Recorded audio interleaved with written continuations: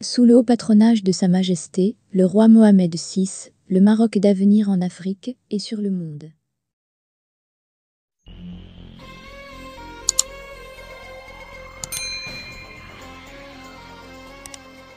L'Espagne et le Maroc mettent fin à une crise diplomatique. L'Espagne et le Maroc ont mis fin, vendredi, à près d'un an de brouille diplomatique majeure liée à la question du territoire disputé du Sahara occidental après un changement radical de la position de Madrid. Après un an de crise diplomatique, l'Espagne et le Maroc ont normalisé leurs relations, vendredi 18 mars, à la faveur d'un geste de soutien réclamé de longue date par Rabat à Madrid sur le dossier hautement sensible du Sahara occidental. Aujourd'hui, nous entamons une nouvelle étape dans notre relation avec le Maroc basée sur le respect mutuel, le respect des accords, l'absence d'action unilatérale et la transparence et la communication permanente, a écrit le gouvernement espagnol dans un communiqué.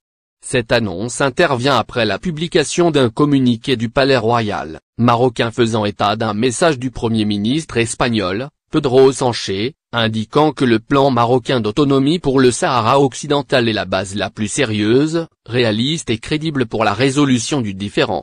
Une position que n'avait jamais défendue auparavant Madrid, qui a toujours prôné la neutralité entre Rabat et les indépendantistes sahraouis du Polisario.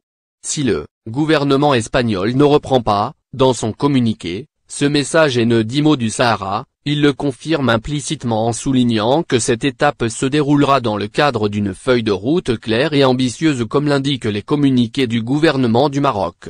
Dans le cadre de la normalisation des relations entre les deux pays, une visite de Pedro Sánchez au Maroc, dont la date n'a pas été communiquée, est programmée tandis que le chef de la diplomatie espagnole, José Manuel Albar, se rendra lui à Rabat avant la fin du mois, dit le communiqué du gouvernement espagnol.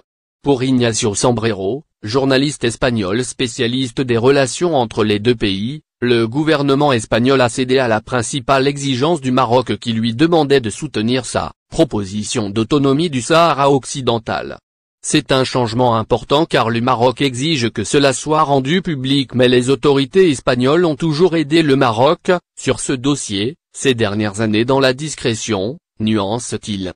Dans un communiqué, le ministère marocain des Affaires étrangères a salué les positions positives et les engagements constructifs de l'Espagne, au sujet du Sahara marocain. Le conflit du Sahara occidental, ex-colonie espagnole considérée comme un territoire non autonome par l'ONU, oppose depuis des décennies le Maroc aux indépendantistes sahraouis du Front Polisario, soutenu par Alger. Rabat, qui contrôle près de 80% de ce territoire, propose un plan d'autonomie sous sa souveraineté tandis que le Polisario réclame un référendum d'autodétermination, prévu lors de la signature en 1991 d'un cessez-le-feu mais jamais concrétisé. La brouille diplomatique majeure entre Madrid et Rabat avait été provoquée en avril 2021 par l'accueil en Espagne, pour y être soigné du Covid, du chef du Front Polisario, Brahim Ghali, ennemi juré de Rabat. Elle s'est traduite en mai dernier par l'arrivée massive de migrants d'origine marocaine dans l'enclave espagnole de Ceuta, sur la côte nord du Maroc, profitant d'un relâchement de la surveillance des frontières côté marocain. Avant les annonces de vendredi, les tensions s'étaient atténuées mais n'avaient pas pris fin.